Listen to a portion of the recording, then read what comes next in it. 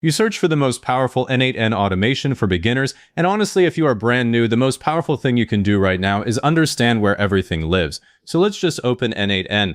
I am already at the sign-in screen. Go ahead and log into your workspace. The dashboard loads, and on the left you have the main sidebar, AI Assistant, Overview, Personal, Admin Panel, Templates, Insights, Help, and Settings. We are starting with Personal because that is where your actual workflows, your credentials, and your execution history all sit. Click Personal. Right away you see the 6 sections that matter day to day.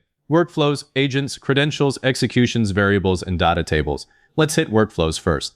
And then this is your list of automations. If you are brand new, it is probably empty. I'm going to create one real quick just so you see the editor. Over on the top right, click Create Workflow. The workflow editor opens and you have a blank canvas. This auto-saves to your account, but I always rename it immediately. Double-click the name at the top and type something simple like Test Workflow, then hit Enter. Now you know where your automations live. Use the breadcrumb in the header to go back to Personal. That is the little personal text right above the section title. Now click Agents. This is where you manage AI agents that can run autonomous tasks. Depending on your plan, you might not see much here yet. If you are on the self-hosted Community Edition, this tab might even be missing. Either way, you can safely ignore it while you are learning the basics. Return to Personal.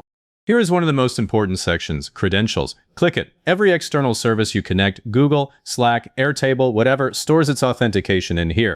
I am going to add a Google credential right now because almost every real workflow I build ends up reading a sheet or sending a Gmail. Click Add Credential. A search box appears. Type Google and select Google from the list. The OAuth consent screen shows up. I always give it a meaningful name like my Google account, so I do not accidentally reuse the wrong one later if I have multiple Google connections. Then hit Connect.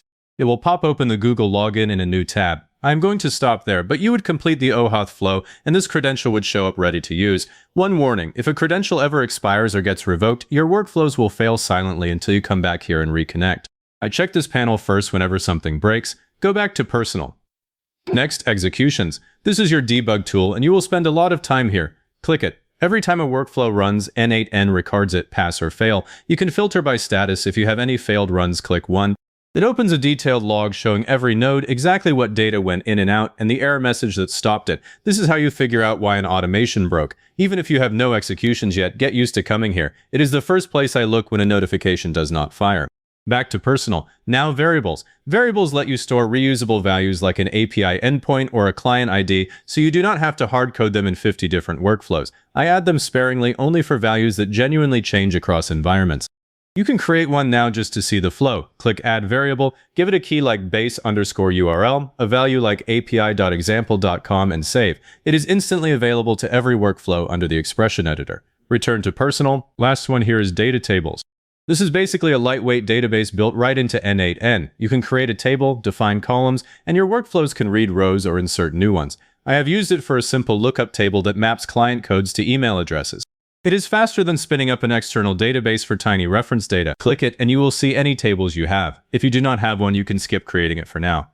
That covers everything inside Personal. Now let's quickly run through the rest of the sidebar because a few of those items will save you later. Click Overview at the top of the sidebar.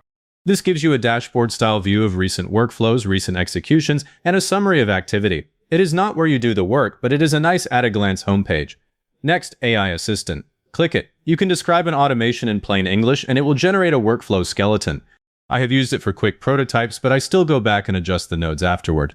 Worth knowing it is here, but do not rely on it for production stuff yet. Admin Panel is next. Click it. If you are the workspace owner, you will see user management, projects, and plan details. If you are a member, you might not see anything here. A common beginner mistake is looking for team management inside Personal, and it is not there. It lives right here. Templates after that. Click it. This is a goldmine for learning. You can browse pre-built workflows that you import with one click. Search for webhook or Slack notification to find a working example, then pull it apart to see how it ticks. I still steal ideas from here. Then Insights. Click that. It shows execution metrics over time. Not critical day one, but handy when you need to justify automation time savings to a manager. Help links you straight to the docs and the community forum. I cannot tell you how many times I have solved an error just by pasting the error message into the forum search. Last, Settings. Click it. There are a few things I change immediately. Under Personal Settings, set your time zone. I missed this early on and all my execution timestamps were off by hours, which made debugging scheduling issues really confusing. You can also switch to dark theme here, which I definitely do. So right now, you know exactly where your workflows, credentials, execution logs, and settings sit. The next move is to build something tiny, not a monster automation.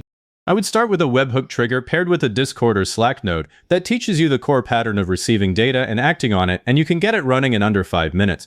Also, before you go deep, head back into settings and confirm that time zone. It is the one setting I have seen beginners trip over that has nothing to do with the automation logic and everything to do with confusion later.